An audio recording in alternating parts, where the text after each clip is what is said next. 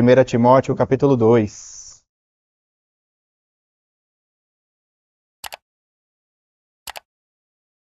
Primeira Timóteo, capítulo 2. No seminário a gente aprende que a gente precisa sempre explicar os motivos dos textos escolhidos. No último sermão, na última EBD, eu falei que a fase mais perigosa para alguém que está à frente de uma igreja é justamente quando não há séries de exposição, porque a gente fica livre.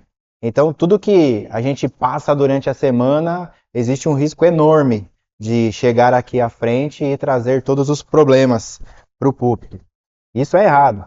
Hoje nós iniciaríamos uma série de sermões nas parábolas de Jesus, mas diante de alguns acontecimentos, diante de o privilégio que nós estamos tendo de participar dessa construção, de caminhar juntos em direção à expansão da casa do Senhor, eu achei por bem que nós separássemos um sermão que nos lembre quem é Cristo. Porque às vezes a gente esquece. A gente esquece de se lembrar que o que nos move é Cristo Jesus. Às vezes nós ficamos perdidos nos nossos trabalhos, nos cuidados com a casa, nos nossos estudos, nos jogos, nas brincadeiras, na diversão, e Cristo passa longe. A gente vai lembrar de Cristo quando dói alguma coisa, quando alguém ofende o nosso ídolo. Então, o sermão de hoje, a ideia é o propósito dele é para que todos nós nos lembremos que tudo que nós fazemos nessa vida deve ser feito única e exclusivamente por Cristo Jesus. É por Cristo Jesus que nós fazemos tudo o que nós fazemos. As crianças podem ficar atentas aí à introdução. Vai ser um pouquinho mais difícil para vocês hoje, mas vai dar tudo certo. 1 Timóteo, capítulo 2. Apenas 2 versos e eu convido a igreja a lermos juntos. Quem não tiver a versão Almeida Revista e atualizada, acompanha no telão. 1 Timóteo, capítulo 2, versos 5 e 6. Vamos todos juntos? 1, 2 e... Há um só Deus e um só mediador entre os homens, Cristo Jesus, homem, o qual a si mesmo se deu em resgate por todos, testemunho que se deve prestar em tempos oportunos. Vocês já assistiram filmes em que havia uma cena de sequestro? Tem um filme muito bom, eu recomendo para vocês, chama O Negociador, Ed Murphy. Quem é mais antigo vai acabar lembrando de Ed Murphy fazendo filmes de comédia, desse tipo de filme que a gente dá risada e tudo mais. Esse é um filme diferente. O Ed Murphy agora assume o papel de um negociador, um exímio negociador de sequestros. Então, todas as vezes que havia um sequestro, era este policial que era convocado. Ele era o melhor. Não havia ninguém melhor do que ele entre todos os policiais. Ele tinha todo o envolvimento da cena, ele controlava toda a situação, ele entrava na mente do sequestrador, ele envolvia todo o cenário em questão. Era algo impressionante. Eu gostaria de usar este tema de sequestro para trazermos para a nossa realidade. Pensem numa cena de sequestro. Os envolvidos nesta cena de sequestro. É hora de usar a imaginação, crianças. Vamos lá. Imaginem uma cena de sequestro.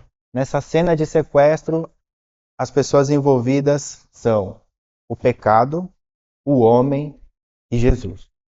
O pecado, o homem e Jesus. É uma cena de sequestro. Ou seja, você e eu, nós somos os sequestrados. Nós estamos na posição de vítima. O pecado é aquele que nos sequestrou. Cristo Jesus é o mediador, é o negociador. É ele que vai fazer a coisa caminhar para o bem ou para o mal.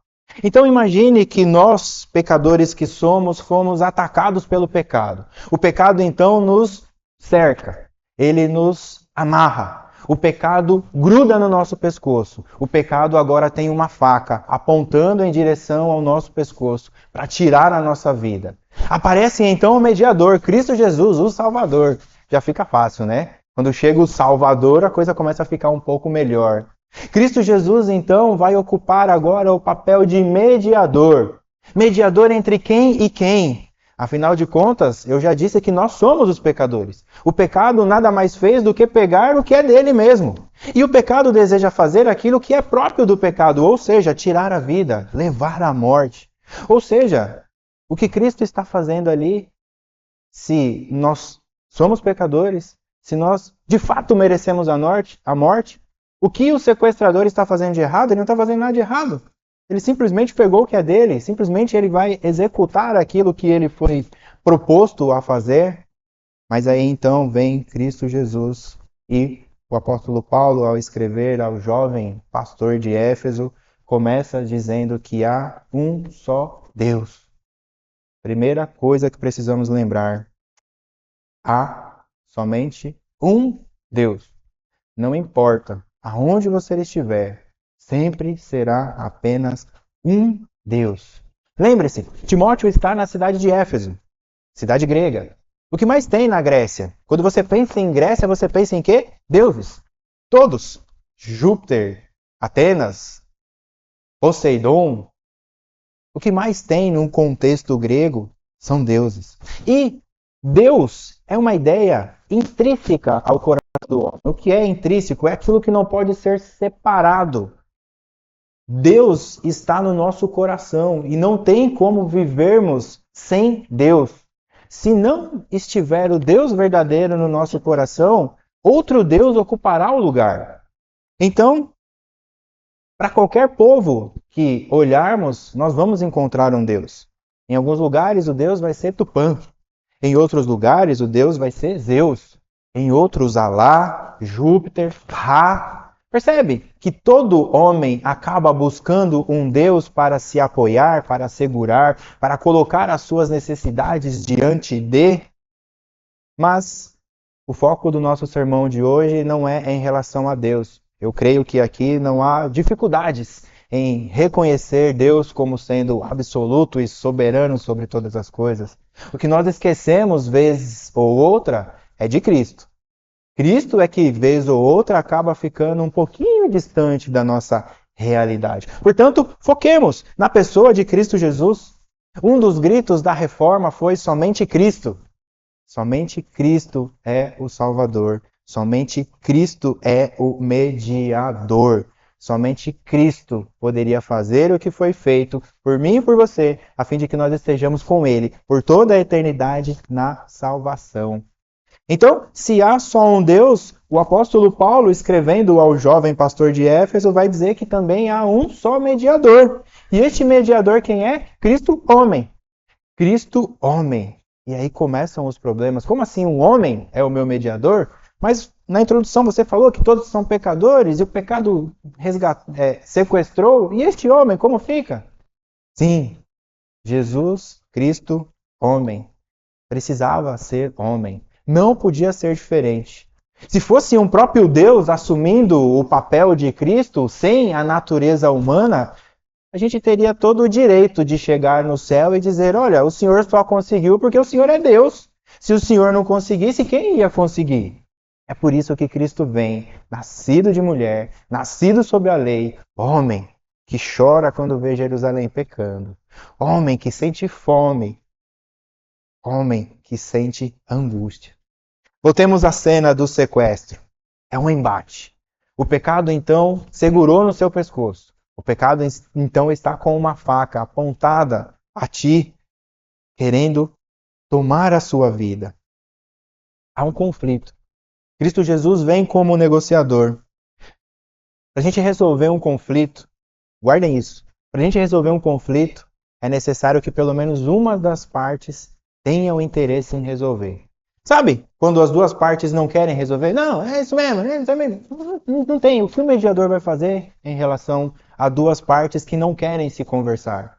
Portanto, para se resolver um conflito, é necessário que uma das partes deseje que este conflito seja resolvido.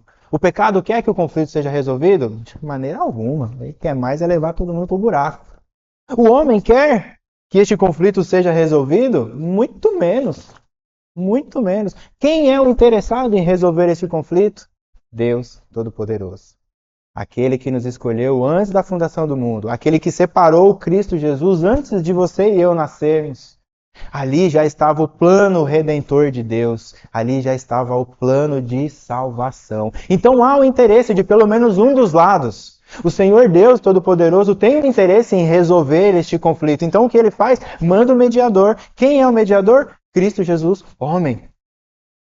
E então, para que uma boa mediação aconteça, são necessárias algumas características. E nós vamos trabalhar nestas características. Qualquer policial, quando vai entrar neste ramo de negociar com os sequestradores, ele precisa de ter comunicação e relacionamento. Ele precisa de ter controle e empatia. Então, para se resolver um conflito, é necessário comunicação e relacionamento, controle e empatia. Nós vamos ver cada um desses pontos. São breves pontos. O sermão de hoje é mais reflexivo. É para nós nos lembrarmos da nossa condição e para pensarmos nas nossas decisões. Primeira dessas características, então, para se resolver um conflito: comunicação. Para se resolver um conflito é necessário comunicação. Quem faz esta comunicação? Cristo Jesus. Ele é o nosso profeta. E aqui eu vou trazer os ofícios de Cristo Jesus. Um dos ofícios de Cristo Jesus é ser profeta. Qual era a função do profeta no Antigo Testamento? Trazer a palavra de Deus. Então o profeta se apresentava ao povo de Deus e dizia: ó Israel, amar Deus sobre todas as coisas e ao próximo como a ti mesmo. Este é o primeiro e o segundo mandamento. E o primeiro é o maior de todos. Então o profeta vinha com a comunicação. Era necessário que nós conhecêssemos o Pai. Você vai conhecer Deus olhando para a criação, e o tolo é o que diz que não há Deus. Porque quando nós vemos a fúria da natureza, as ondas, os terremotos, os furacões, um meteoro que cai, nós vemos que tem algo maior, algo que controla, algo que domina todas as coisas. Portanto, ver Deus dessa maneira acaba sendo até o meio mais fácil de conhecer a Deus. Mas isso não aponta para o caráter de Deus. Quando eu vejo Deus criando os céus, a terra, o mar, os animais gigantes, eu não consigo enxergar o amor de Deus, o zelo de Deus, a preocupação de Deus, o cuidado de Deus. Eu não consigo enxergar isso na criação. Por isso é que vem a Escritura, por isso é que vem Cristo Jesus revelando o Pai. E nós temos isso lá em João 1,18. João 1,18 diz: ninguém jamais viu a Deus. O Deus unigênito que está no seio do Pai é quem o revelou. Cristo Jesus é quem revelou a Deus. Quem falou de Deus para todo mundo? Cristo Jesus. Quem é que apareceu no meio da sarça ardente chamando Moisés para libertar o povo? O anjo do Senhor, a segunda pessoa da Trindade. Cristo Jesus vem revelando o Deus Todo-Poderoso durante toda a história do povo hebreu e do povo separado para a salvação. Deuteronômio 18:15.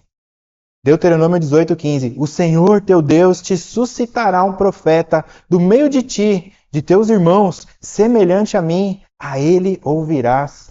Lembram quando a gente estava expondo aqui, somos Pedro, o monte da transfiguração? A ele ouvir. Jesus Cristo. Jesus Cristo, ouça Jesus Cristo. O que Jesus Cristo disse? Só pode vir ao Pai quem vir a mim. E aí vem o ofício de profeta, lá em João 6,14.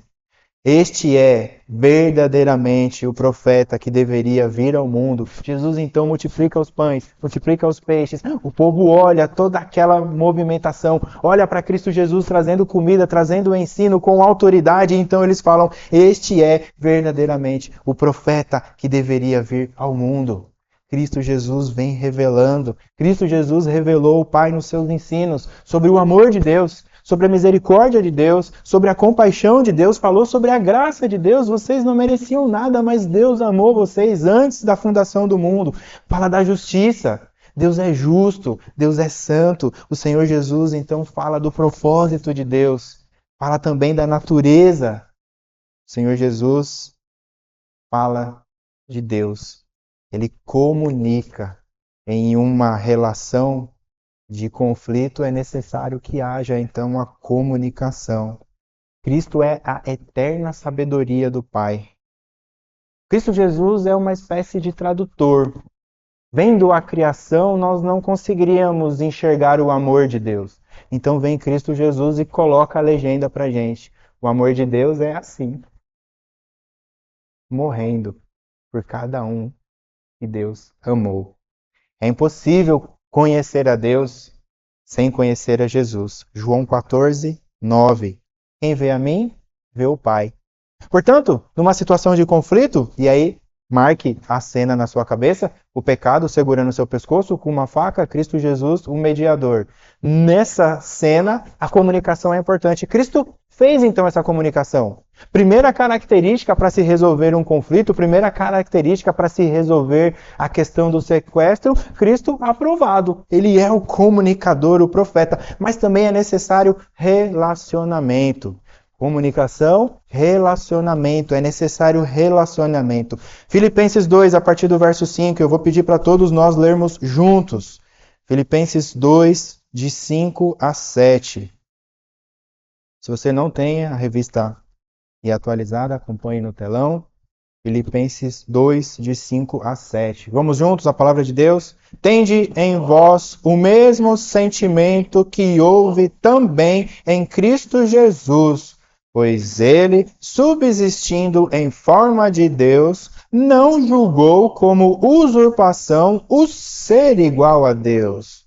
Antes, a si mesmo se esvaziou, assumindo a forma de servo, tornando-se em semelhança de homens e reconhecido em figura humana.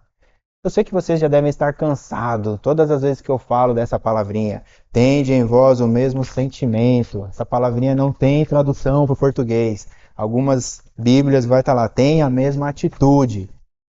O que Cristo Jesus ali teve foi necessidade, desejo.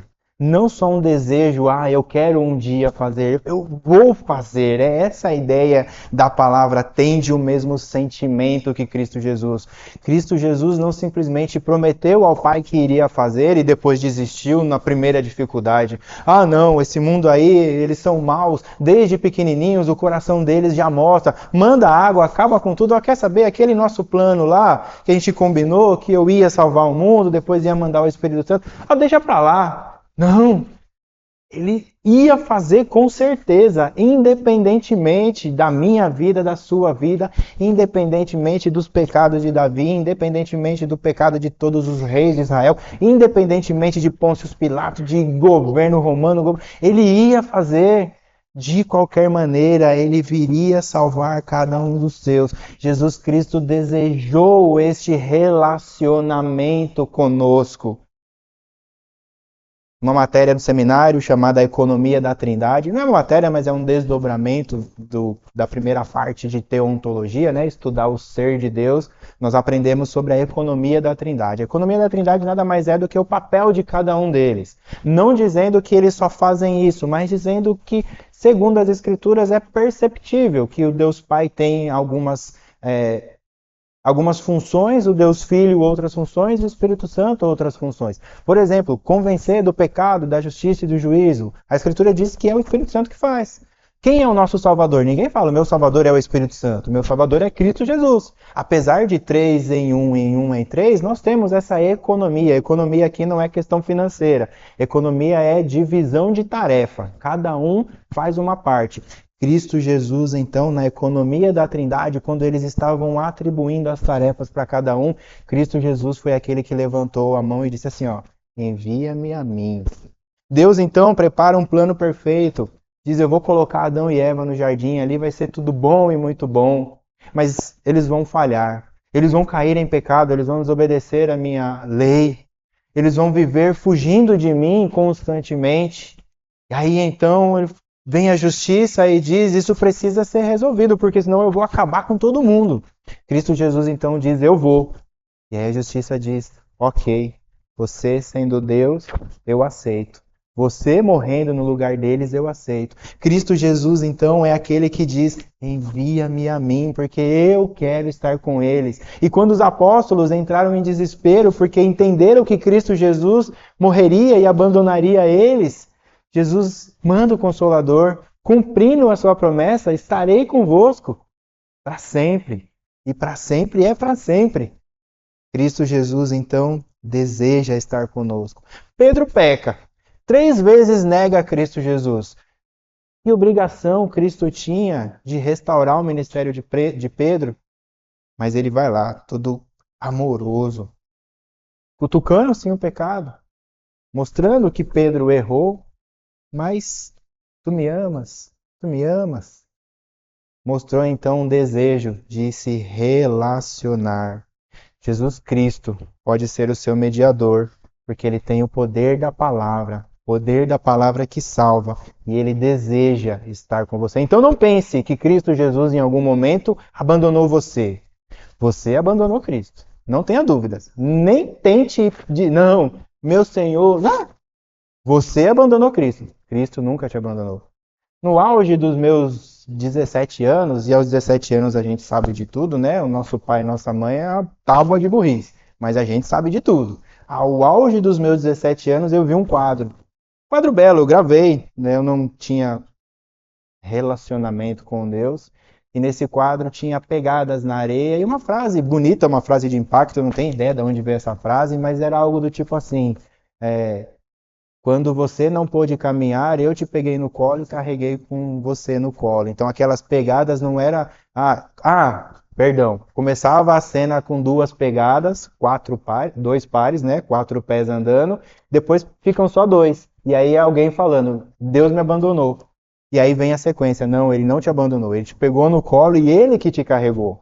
É mais ou menos essa a ideia, este relacionamento com Cristo Jesus, da nossa parte se perde, mas da parte de Cristo para nós, sem chance. Não há meios de Cristo nos abandonar, é contra a natureza divina de Cristo nos abandonar. Ele não desce do barco, ele não desiste, independentemente do que nós façamos. Cristo continua sendo Cristo. Cristo continua sendo Deus. Cristo continua sendo o Salvador, independentemente do quanto você ama Ele, independentemente de você crer ou não. Cristo é Cristo. Ele não muda, eterno, igual ao Deus Todo-Poderoso. Ele desejou ter relacionamento com você. Comunicação, ok. Relacionamento, ok. A cena de sequestro. O pecado te sequestrou, está com o braço no teu pescoço, a faca para tirar a tua vida. Cristo Jesus, o mediador. Ele fez a comunicação. Cristo Jesus, o mediador. Ele desejou o relacionamento conosco. Cristo, o mediador, está sob controle. Tudo está sob controle. Parece que não. O pecado está ali, todo bravo, todo esbaforido. Perdoem as crianças. Todo nervoso. Agarrando nós que somos pecadores. Cristo Jesus está calmo. Cristo Jesus está tranquilo. Porque tudo está no controle. Porque Cristo Jesus é Rei. Se antes eu falei que o ofício dele era de ser profeta, agora o próximo ofício de Cristo Jesus é ser rei. E tudo está sobre o governo e domínio do rei. Essa história do presidente que fala eu não sabia, balela. Sabe. Porque quem está no governo sabe. Cristo Jesus sabe do seu pecado. Cristo Jesus sabe da sua falha. Cristo Jesus sabe da sua luta. Cristo Jesus sabe porque ele está no controle de tudo. Colossenses 1, 16 e 17. A palavra de Deus nos diz assim: tudo foi criado por meio dele e para ele. Ele é antes de todas as coisas, nele tudo subsiste. Ele é antes de todas as coisas. Não há como haver algo sem haver Cristo Jesus. Tem como haver bolo se não haver a farinha e o ovo? Não tem como, eu preciso misturar. Não há como haver nada se não há Cristo Jesus.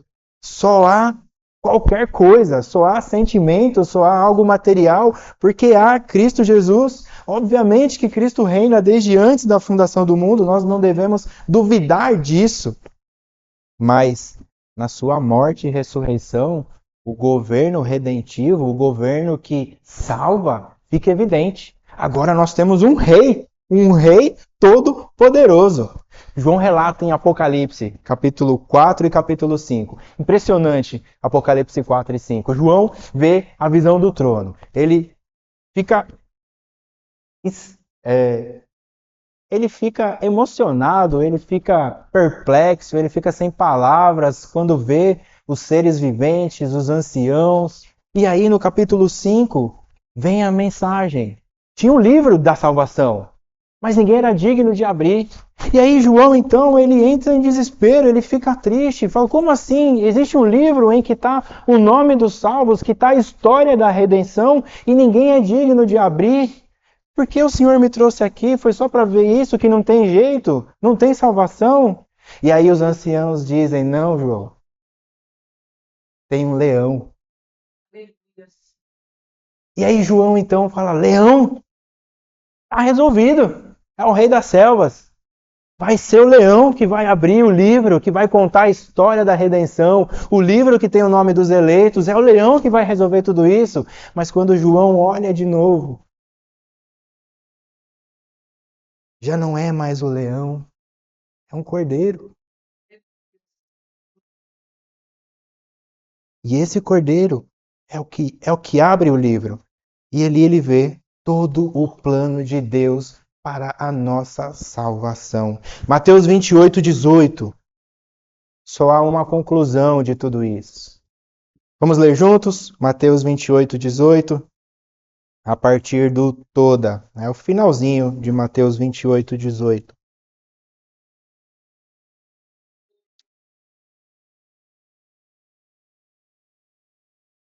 Mateus 28, 18, a partir do toda. Vamos lá.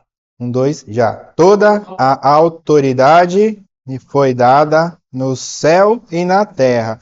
Toda a autoridade, no céu, na terra, em cima da terra, embaixo da terra, todo joelho se dobrará, daquele que acredita, daquele que não acredita, daquele que andou bem, daquele que andou mal, todo mundo vai cair diante de Cristo Jesus. É um nome que está acima de todo nome.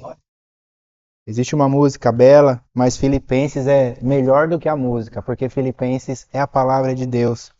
Filipenses 2, de 8 a 11, diz, a si mesmo se humilhou, tornando-se obediente até a morte, morte de cruz, pelo que também Deus o exaltou sobremaneira e lhe deu o nome que está acima de todo nome, para que ao nome de Jesus se dobre todo o joelho, nos céus, na terra e debaixo da terra, e toda a língua confesse que Jesus Cristo é o Senhor. Para quê?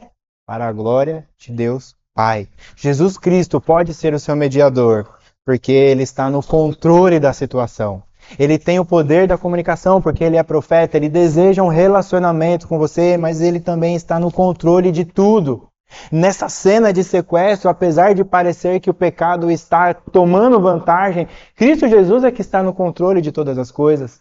Ele é o mediador para ser, ou melhor, para resolver um conflito e para que se resolva isso da melhor maneira, é necessário também empatia.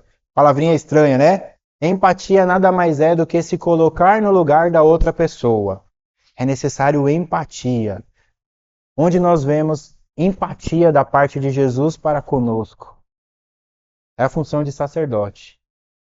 Jesus Cristo, então, acumula as funções de profeta, de rei e de sacerdote. No Antigo Testamento, a função do sacerdote era interceder pelo povo. O povo, então, que pecava e reconhecia o seu pecado, ele vinha até a tenda, confessava o seu pecado para o sacerdote precisava confessar também o pecado para Deus, os dois ali precisavam matar um animal, aspergir o sangue sobre a bacia da propiciação, e aí sim aquele pecado estaria perdoado. Hoje, se fosse desse jeito, não ia ter açougue no mundo que aguentasse, porque a gente ia ter que estar constantemente matando animais. E isso não dava certo, porque daí na outra semana, aquele que foi confessar o pecado, pecava de novo.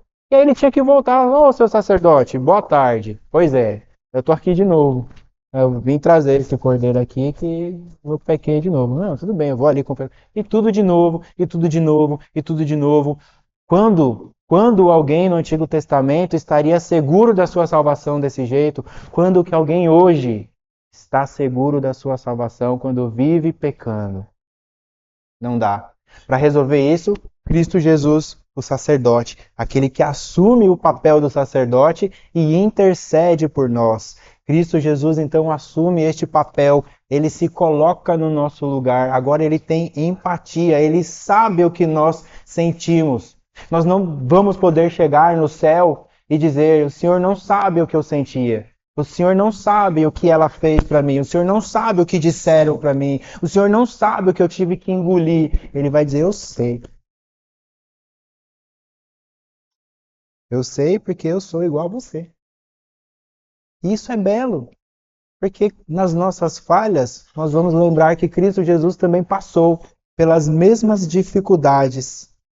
Filipenses 2,8: a si mesmo se humilhou, tornando-se obediente até a morte, e morte de cruz. Jesus assume o papel de sacerdote, santo, inculpável, sem mácula, separado de todos os pecadores, mas ele foi feito o mais alto de todos. É o Cristo Jesus que está nos céus, santo, santo, santo. Mas Jesus fez mais. Jesus fez mais por nós. Essa imagem criada envolvendo o pecado, envolvendo o sequestro, envolvendo Cristo Jesus, e o pecado te sufocando e a todo instante querendo atentar contra a tua vida. E nós vimos até agora que Cristo Jesus cumpre os requisitos que os policiais dizem que é necessário para resolver um conflito de sequestro. O Senhor Jesus então comunicou, o Senhor Jesus então estava no controle de todas as coisas, o Senhor Jesus tinha empatia, o Senhor Jesus cumpriu todas as características, mas além disso ele fez mais. O que ele fez ainda hoje é chamado de loucura. O que Cristo Jesus fez para salvar o sequestrado foi loucura. Nós estamos em um embate. O pecado não está fazendo nada de errado. Nós somos pecadores. Qual é o problema do pecado pegar o pecador e matar ele? Nenhum. É isso que nós merecemos. Não é esse o salário do pecado? Aquele que peca morre. Então, é um embate. O que nós vamos fazer? Jesus não poderia usar argumentos favoráveis a você. Assim, olha, não faça isso. Ele é uma boa pessoa. Ele cuida das pessoas. Não, ele já doou um monte de coisa. Não, ele ora 3 vezes ao dia. Não, ele vai orar no monte. Não, ele é uma boa pessoa. Quando a pessoa precisa, ele ajuda. Jesus não podia falar nada disso para o pecado, porque tudo isso é pano de trapo. A nossa melhor ação é pano de trapo perto do que Deus tem reservado para a gente. O que Cristo Jesus então poderia fazer? E aqui, na cena, o pecado aumenta o tom de voz, ele se torna mais agressivo. Você precisa cumprir a justiça do seu Deus. Senão o seu Deus deixa de ser Deus. Se a justiça dele diz que o salário do pecado é a morte, então eu vou matar essas pessoas, porque todas elas são pecadoras. E o pecado, então, cada vez mais vai ficando mais agitado, e este é um momento de maior tensão. Nós temos o pecado, nós sequestrados, Cristo Jesus ali intermediando toda a situação, e algo precisa ser feito, e precisa ser feito rápido. Jesus, então, oferece a proposta irrecusável. Sabe aquela oferta de emprego para você ganhar 100 mil por mês, uns planos de saúde no Bradesco, convênio odontológico da Amil, acesso aos melhores parques, e você pode trabalhar em casa, e é só um dia sim, um dia não, pode tirar férias 3 vezes ao ano, uma proposta irrecusável. Cristo Jesus faz essa proposta para o pecado. Cristo Jesus comete loucura. Cristo Jesus, diante desta cena, do pecado nos sufocando, querendo tirar a nossa vida, Cristo Jesus mais uma vez diz: toma-me a mim. Como assim? Como assim? Eu nunca vi um mediador tomando o lugar da vítima. Isso não acontece em nenhum filme, e é por isso que 1 Coríntios 1, de 18 a 23, vai dizer que é loucura a morte de cruz, a entrega de Cristo Jesus. Nós falamos na EBD de manhã, quando o povo vê Cristo Jesus todo machucado, de cara inchada, nu, eles enxergam que aquele não era o Salvador que colocaria Israel no trono do império, mas era. Porque não era esse tipo de salvação que estava sendo prometida aos homens. A salvação era uma salvação espiritual. Então Cristo Jesus, ele toma o seu lugar. E agora o pecado está segurando o pescoço de Cristo Jesus e atentando contra a vida dele. E agora não tem mais o que fazer. O mediador toma o lugar da vítima. Os judeus diziam, impossível. Eu sei quem é este. É filho de José, o carpinteiro. Ele não pode ser o meu salvador. Ainda hoje, pessoas pensam desse jeito. Para algumas pessoas, Cristo Jesus é apenas um espírito evoluído. Ele reencarnou várias vezes, se tornou um espírito evoluído e é isso. Hoje em dia, tá nem aí para mim. Qual é o erro disso? Jesus não é um espírito evoluído. Jesus é o próprio Deus. E quando alguém pensa que deseja ficar evoluindo até chegar ao mesmo nível de Cristo, está caindo na primeira mentira contada na Escritura. A serpente vem e diz a Eva, você será como Deus. Aquele então que quer ficar reencarnando para se tornar igual a Cristo, na verdade quer ser igual a Deus. É a mesma mentira contada de uma maneira moderna. Mas existem outros Cristos. É apenas um profeta maior, ou mais um entre muitas divindades. Cristo é só mais um. A mensagem da cruz, ela parece loucura porque não era uma batalha comum. Não era uma batalha entre o homem e Deus, entre Jesus e os fariseus, entre o bem e o mal. Jesus estava lutando contra uma parceria perfeita. Romanos 5,12 diz, entrou o pecado no mundo e pelo pecado a morte. Pecado e morte, juntinho. Aonde tem pecado, tem morte. Jesus então estava lutando contra a morte e lutando contra o pecado. Quando ele ressuscita, qual é o brado de vitória? Ó morte, onde estás? Porque Cristo destrói a morte. Jesus então pode ser o seu mediador, porque ele assumiu o seu lugar, passando por todo o tormento da acusação e da morte que deveria, por justiça, ser minha e sua. Cristo Jesus então pode ser o seu mediador. Jesus pode ser o seu mediador porque ele é profeta. Ele tem a palavra da verdade, ele é detentor da palavra da verdade. Cristo Jesus pode ser o seu mediador porque ele é rei. Ele está no governo de todas as coisas. Cristo Jesus pode ser o seu mediador porque ele se ofereceu em sacrifício definitivo no lugar daqueles que até hoje clamam: somente Cristo me salva. Somente Cristo é o Salvador. Aplicação para a nossa vida. Primeira e mais óbvia. Paulo começa dizendo a Timóteo: há um só Deus. Há um só Deus. Há um só Deus. Se você tem que guardar alguma coisa, guarde o seu coração. Por quê? Porque do nosso coração é que procedem todos os ídolos. E qual é o problema disso? E como é que a gente aplica isso para a nossa vida? Quantos deuses existem hoje no seu coração? Quantas vezes você arrumou confusão? Quantas vezes você deixou de tratar um problema? Quantas vezes você se magoou? Quantas vezes você magoou porque mexeram com o seu ídolo? Você quer descobrir qual é o seu ídolo? É quando você perde a cabeça.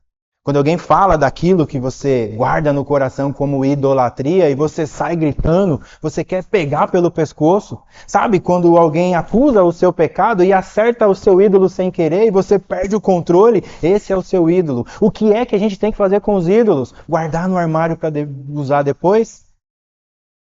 Derrubar. Destruir. Não podemos ficar armazenando ídolos no nosso coração. Você quer saber qual é o seu ídolo? É só ver o que te deixa nervoso. Quando alguém mexe no que é seu e aquilo é valioso ao ponto de ocupar o lugar de Deus na sua vida, você se enfurece. Você perde o controle. Você já não tem mais o domínio próprio. O Espírito Santo passou longe. Cristo Jesus, o meu Salvador, aquele que tomou o meu lugar, nem sei quem é. Aí eu vou defender o meu ídolo. Aí eu vou xingar, eu vou lembrar do velho homem, eu vou para cima. Eu esqueço que Cristo Jesus mudou a minha vida. Só há um Deus. Cuidado com o que tem ocupado o seu coração. Cuidado, porque do seu coração é que procede a sua vida. Você é aquele do momento da ira. Aqui, das 11 ao meio-dia e 20, meio-dia e meia, é para todo mundo ver que está tudo bem. É chegando em casa, com seu filho, com a sua esposa, com as suas famílias, é que vocês vão se revelar, os verdadeiros. E é aí que a gente tem que tomar cuidado, porque os nossos ídolos começam a brotar de todos os lados. Derruba, derruba, não dá chance. Se você guardar o ídolo, ele vai tomar o seu coração. Não brinque com o pecado. Cuidado com o que tem ocupado seu coração, pois o que estiver aí dentro, ele é o seu Deus. Aplicação para a nossa vida: só há um Deus, só há um mediador e intercessor. Cuidado com as falsas doutrinas. Nós estamos em vias de receber mais doutrinas vindas de países liberais. Logo, logo, e isso já é uma grande verdade, Jesus já não é suficiente. Precisa Jesus estar numa igreja. Precisa Jesus e dízimo. Precisa Jesus e não ter barba. Precisa Jesus e mais alguma coisa. Nunca foi desse jeito. Porque nada disso ocupou seu lugar quando o sequestrador havia te sequestrado. Chega a ser feio quando nós pensamos que outra coisa pode mediar a nossa salvação entre nós, a nossa falha, e o Deus Todo-Poderoso. Quando nós dizemos que para ser salvos eu preciso de mais alguma coisa, é um tapa na cara de Cristo que a gente dá. A salvação é por meio de Cristo Jesus e aí é suficiente. Não tem como ser diferente. Nós não podemos colocar a nossa salvação em outras coisas. Santos, lenço, água, óleo, imposição de mão, lugar A, lugar B, lugar C. Irmãos, isso é infantilidade, isso é ser criança. Sabe, quando a gente era pequenininho e a gente estava com medo do nosso pai, e a gente falava pro nosso amiguinho assim, ó, vai lá e fala se eu posso dormir na sua casa. Ô, pai é seu, você está com medo do seu pai. Você está mandando o outro interceder por você, nós temos Cristo Jesus. Então não tem óleo, não tem santo, não tem Maria, não tem Benedito, não tem nada. Cristo Jesus, isso é ser infantil. É Cristo Jesus que salva. É Cristo Jesus que transforma. É Cristo Jesus que ocupa o nosso lugar. Jesus fez tudo. Não troque. Não troque o que Cristo fez por você por qualquer outra coisa. João 14,6. Vamos ler junto esse? Está encerrando já. João 14,6. Finalzinho também. A partir do eu sou. Eu sou. Entendeu? Eu sou. João 14,6. Todos juntos, vamos? Eu sou o caminho e a verdade e a vida. Ninguém vem ao Pai senão por mim. Percebam na sua escritura ou aí no telão. Eu sou o caminho. E a verdade. E a vida. É um só. Não tem os caminhos. Não existe as verdades. Não existem as vidas. É tudo um só. E é Cristo. Ao terceiro dia, Jesus Cristo ressuscitou, vencendo o pecado na cruz e a morte, para garantir a nossa vida eterna.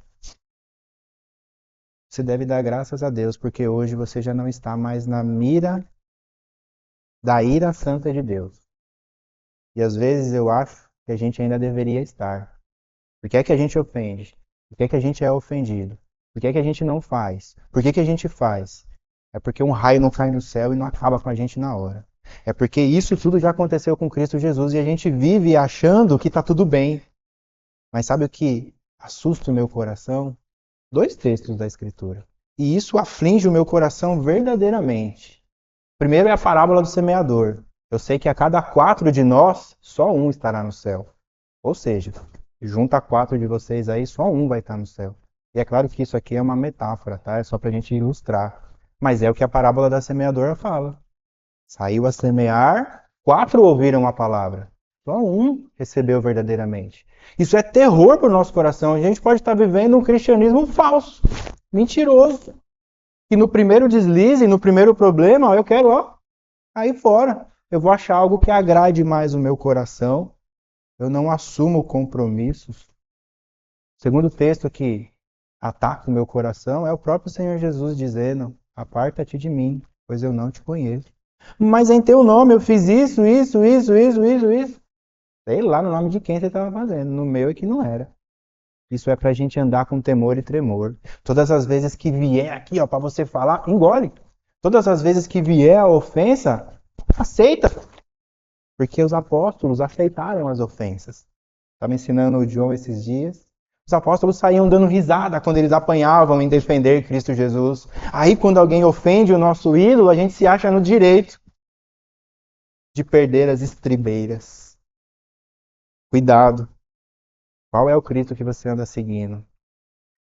Cristo é a ponte que liga o finito ao infinito. A sua cruz liga os céus aos pecados.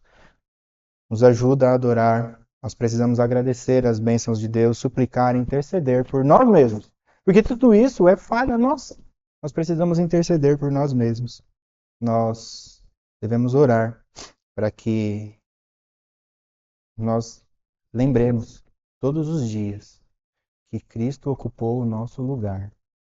E isso não nos dá o direito de viver pecando. Não nos dá o direito de falar palavrão. Não nos dá o direito de falar mentira. Não nos dá o direito de levantar a voz para ser ou ninguém. Não nos dá o direito de abandonar as coisas de Deus. Não nos dá o direito de faltar ao culto ao Senhor. Não nos dá o direito de nada. Porque Cristo assumiu o nosso lugar. O que mais você quer que Cristo faça por você? Você quer que Cristo venha aqui fazer exatamente o quê? Para você acordar para a vida e viver como um cristão verdadeiro. Que ama a Deus sobre todas as coisas e ao próximo como a ti mesmo. É difícil entender isso? A Escritura diz claramente, é isso que a gente precisa fazer. O problema é que a gente esquece de Cristo. De novo, a gente esquece.